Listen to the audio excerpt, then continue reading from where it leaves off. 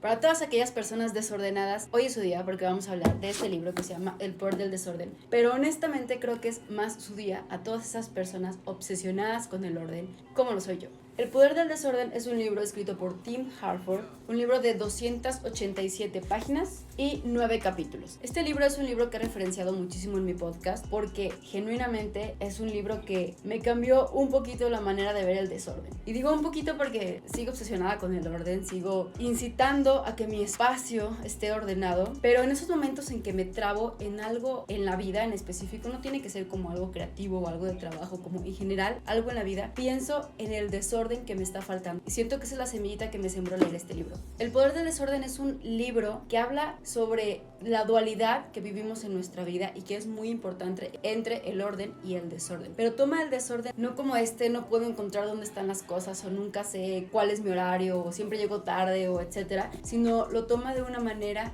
en que se ve la vida fluir y que la vida es una serie de momentos en los que no tenemos control por más que queremos tenerlos y que el control nos ha sido dado hasta cierto punto en las cosas materiales, pero en la vida en general tenemos un descontrol que necesitamos como seres humanos aceptar para poder vivirla. El autor refiere mucho a que el desorden literalmente es un superpoder, pero no el desorden por sí mismo, sino el nosotros poderlo ver de esa manera y no estresarnos a las personas que somos muy ordenadas y no verlo como menos, pero tampoco irnos al otro extremo, como de pronto se vio en esta industria de la creatividad que estuvimos generando desde hace poco tiempo, como que las artistas o los creativos o los que están literalmente creando algo necesitan ese desorden o normalmente son personas muy desordenadas porque de ahí surge la creatividad, de ahí surge la inspiración o de ahí llega cualquier momento eureka. Creo que lo más importante de este libro no es como tal volverte desordenado o que sea un libro de how to, o sea de pasos como cómo ser desordenado o cómo ver en el desorden un superpoder, sino que realmente te muestra una esencia de lo que puede llegar al desorden, más como un desorden, como un orden desordenado.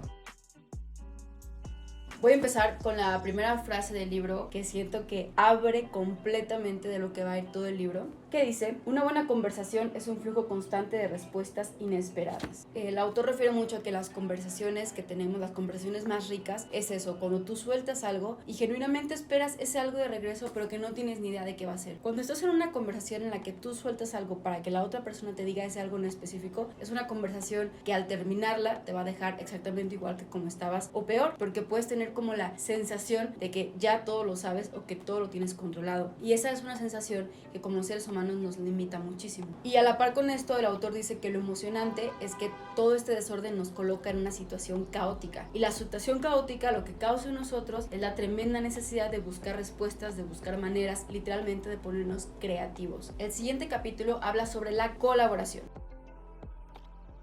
En la colaboración dice el autor que la diversidad supera la aptitud. Muchas veces queremos nosotros, por ejemplo, congeniar, hacer match con personas que tienen los mismos gustos que nosotros, los mismos pensamientos, las mismas aptitudes. Y eso causa hasta cierto punto una sensación de estabilidad o un orden, pero que al final nos deja con un sinsentido, o sea, con algo con cero sabor, porque no hay más que hacer, ya todo está hecho, ya todo está controlado, todo está dado. Y esta diversidad que propone el autor en la colaboración, de buscar a personas, sensaciones, ideas, aventuras, situaciones, etcétera, que sean completamente distintas a lo que tú piensas o a lo que tú eres o a lo que tú vives, y estar abierto también a recibirlas, supera la aptitud, porque entonces empezamos a formar una percepción de la realidad más completa y más rica que si solo lo pensáramos desde este punto que es en el que estamos nosotros. El autor nos da 4 puntos específicos de cómo sabemos si realmente estamos colaborando en un desorden para ser mejores personas, mejores trabajadores, mejores creativos, etc.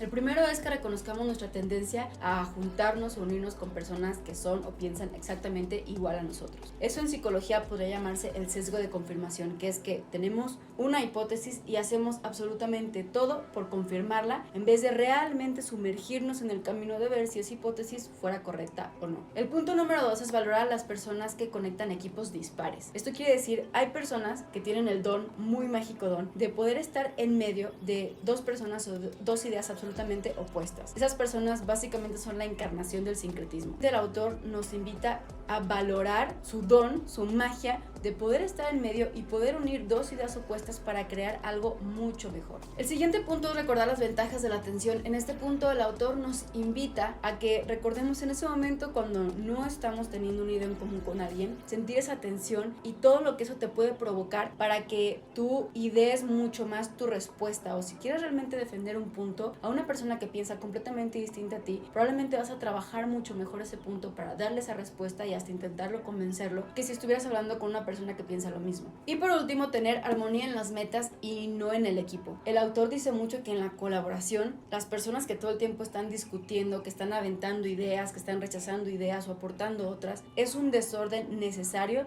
para que al final la meta se vea lograda. En el siguiente capítulo, el autor nos habla de los lugares del trabajo, en el que dice que el mejor lugar del trabajo siempre va a ser el que está hecho y deshecho por la persona que va a trabajar ahí. Y el autor dice esto, ¿no? Si el lugar no es tuyo, tú no lo hiciste y tú no lo deshaces como a ti se te dé la gana, es imposible que realmente te hagas uno mismo con ese lugar y entonces sea tu lugar de creación y de inspiración. Que es muy importante que el escritorio sea un lugar desordenado para que al llegar encuentres dónde te quedaste y te resulte otra vez en inspiración para seguir con tu trabajo. Pero si cada vez que terminamos algo, dejamos algo a medias, guardamos todo y lo tenemos totalmente ordenado, es muy probable que al día siguiente que tú llegues, tu cerebro entienda que empiezas de cero. Y eso es lo que muchas veces vuelve cansado el trabajo de la creación. Me gusta mucho esta frase que usa el autor que dice: hay que dejar al desorden en paz. Y remata diciendo que la creatividad es algo mucho más que elegancia. El siguiente punto es la improvisación, en donde el autor dice que un error y todo se va al éxito. En la improvisación, el autor nos propone no tener miedo a eso, a la improvisación, y a que el error probablemente no sea un error al final si lo logramos ver de otra manera o si nosotros lo moldeamos para que no se vea como error. También en este capítulo habla sobre que la improvisación es básicamente perder el control y aceptar esa pérdida de control, porque hay un modo de perder el control que causa mucho estrés y mucha ansiedad, y bajo esas sensaciones no vamos a poder crear, sino que es perder el control y aceptarlo y vivirlo. Y habla mucho sobre la escucha, y la escucha no solo como literalmente el acto de escuchar con los oídos, sino la escucha es como, siento yo que refiere más bien a todos los sentidos, estar siempre a la escucha y a la apertura de qué está sucediendo a nuestro alrededor, para entonces improvisar sin salirnos hasta cierto punto de un camino en el que podemos crear todo este desorden para que las cosas se vayan al éxito.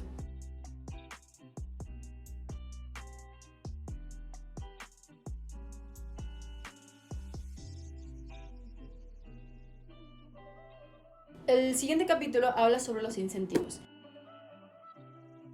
Y en este capítulo el autor menciona que el problema de los incentivos es cuando empezamos a cuantificar y querer calificar todo, porque entonces hace cuenta que tenemos un molde y todo lo queremos meter a ese molde. Y esas básicamente se vuelven nuestras mediciones, nuestra manera de medir al mundo, y al final todo lo que vemos, todo lo que hacemos, todo lo que consumimos y todo lo que queremos crear, queremos con fuerza medirlo a partir de ese sistema de medición que hemos creado, y no todo se puede medir así. Entonces, en este tema de los incentivos, el autor nos invita a tener objetivos como parte de un proyecto, pero no casarnos con ese objetivo, porque también dice que el objetivo del pasado probablemente no sean nuestros objetivos del presente o del futuro. El siguiente capítulo habla sobre la automatización,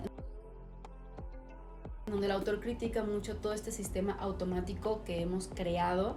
Él dice que cuando las cosas son automáticas, la persona o el ser humano que las usa se está perdiendo de esta experiencia que es hacerlo por sí mismo desde 0 hasta el 100. Todo ese proceso comienza mucho antes del cómo hacerlo. También habla mucho de que corrigen automáticamente los errores, estos sistemas de automatización que hemos creado. Ya no tenemos como esta sensibilidad de prestar más atención, porque al final sé, por ejemplo, si soy escritor y escribo así rapidísimo, sé que la computadora me va a corregir todas las faltas de ortografía, entonces no estoy prestando atención. Creo yo que hay una línea muy delgada entre hacer uso de las herramientas que tenemos para prestarle atención a lo que más nos importa y poner prioridades, pero también está esa línea muy delgada de perdernos del proceso de nuestra propia creación y que al final nuestra creación sea totalmente compartida con el sistema. El siguiente capítulo habla sobre la resiliencia,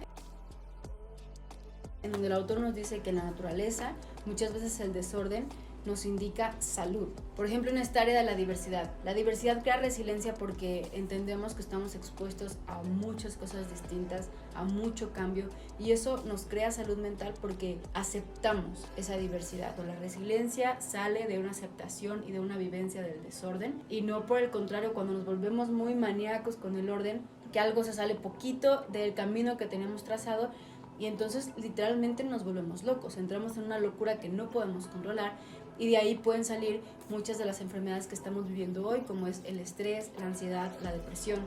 Entonces el autor propone esto, que veamos el desorden como una manera, una actividad o una actitud muy salutogénica para que nosotros podamos tener el descontrol o el control en el descontrol y no que nos llegue por sorpresa. Y el último capítulo habla sobre la vida. La vida en general, cómo la vida es un desorden día con día, es una improvisación, es también un lugar de trabajo, es un lugar en donde podemos y tenemos que ser creativos para vivirla, es pregunta y respuesta constante, es una conversación inesperada todo el tiempo. El autor nos propone que no seamos tan robóticos. Nos habla de que los humanos somos muy robóticos porque nos hemos acostumbrado a una manera de hacer las cosas y realmente nos da mucho miedo salirnos de ahí. Y que nosotros volvamos a nuestra humanidad, aceptando y dándonos cuenta que nuestra humanidad forma parte de un orden y desorden constante. Es un libro que puedes encontrar, según yo, en cualquier librería. Me costó alrededor de unos 300 pesos. Cada capítulo es alrededor como entre 10 y 15 hojas, lo que haría más o menos 30 páginas. Muy fácil de leer, muy amigable también, y una percepción completamente distinta de lo que siento yo que el sistema nos había inculcado sobre la importancia del orden. Un último dato curioso de este libro, o mejor dicho de este autor, es que este autor es economista.